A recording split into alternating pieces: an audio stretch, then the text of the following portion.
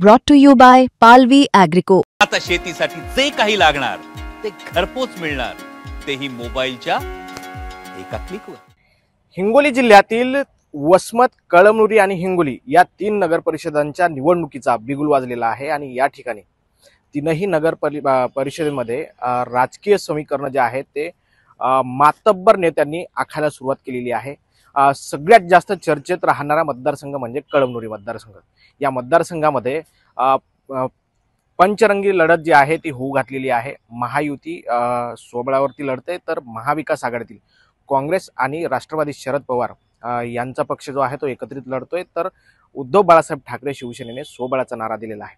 नेमकं कळमनुरी नगर परिषदेमध्ये राजकीय गणितं कशी आखली गेलेली आहेत आणि त्या राजकीय गणितानुसार सत्तेचं समीकरण कसं तयार केलं जाणार आहे हेच आपण थोड्या वेळात समजून घेऊयात। नमस्कार, मी ज्ञानेश्वर उंडाळ आणि तुम्ही बघतायत मुंबई तक।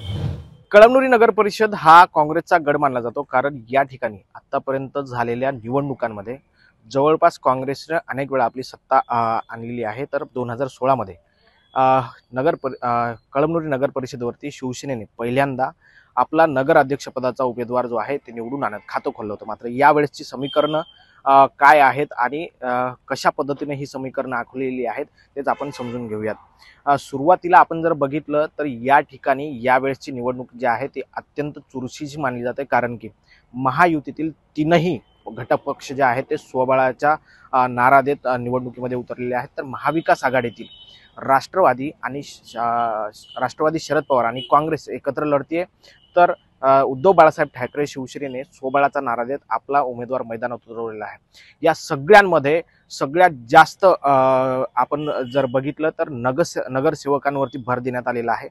शिंदे शिवसेनेने या ठिकाणी आश्लेषा चौधरी ज्या संतोष बांगर यांच्या निकटवर्ती आहेत त्यांना नगराध्यक्ष पदाची उमेदवारी देत इतर 7 मुस्लिम आणि 13 हिंदू नगरसेवक उमेदवारांना मैदानात उतरवलेला आहे। तर दुसरीकडे उद्धव बाळासाहेब ठाकरे शिवसेनेने देखील मुस्लिम मतदार कन्वर्ट करण्यासाठी मुस्लिम 9 उमेदवार मैदानात उतरवत 11 उमेदवार जे आहेत ते हिंदू उमेदवार मैदानात उतरवले आहेत। त्याचबरोबर नगराध्यक्ष पदाचा सुवर्णा देशमुख यांना या ठिकाणी संधी दिलेली आहे। त्या चंद्रकांत देशमुख जे मागच्या वेळेस उपनगराध्यक्ष होता त्यांच्या ह्या पत्नी आहेत, त्यांना या ठिकाणी मैदानात उतरवलेला आहे। तर दुसरीकडे राष्ट्रवादी अजितदादा पक्षाकडून देखील नुरुनिसा बेगम ज्या मुस्लिम भगिनी आहेत त्यांना नगराध्यक्ष पदासाठी मैदानात उतरवले आहेत। त्या व्यतिरिक्त 11 उमेदवार हे मुस्लिम दिलेले आहेत, तर इतर जे उमेदवार आहेत ते हिंदू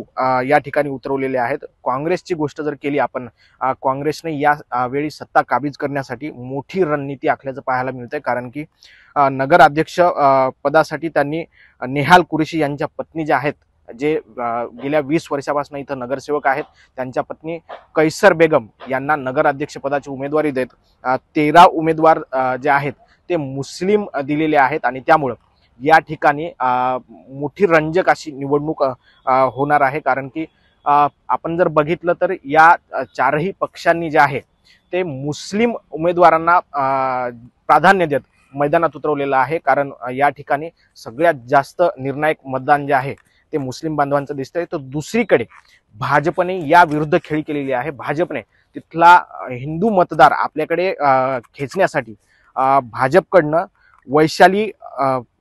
वैशाली कावडे यांना नगराध्यक्ष पदाची उमेदवारी देत मैदानात उतरवलेलं आहे। तर इतर जे 11 उमेदवार आहेत ते हिंदू देत या ठिकाणी त्यांनी हिंदू मतदान काबीज करण्याचं जे आहे ते रणनीती आखलेली आहे। त्याचबरोबर त्यांनी मागासवर्गीय मतदान देखील वळवण्यासाठी 2 उमेदवार जे आहेत तगडे उमेदवार मैदानात उतरवत मागासवर्गीयांना आपल्याकडे खेचून आणण्यासाठी रणनीती आखलेली आहे।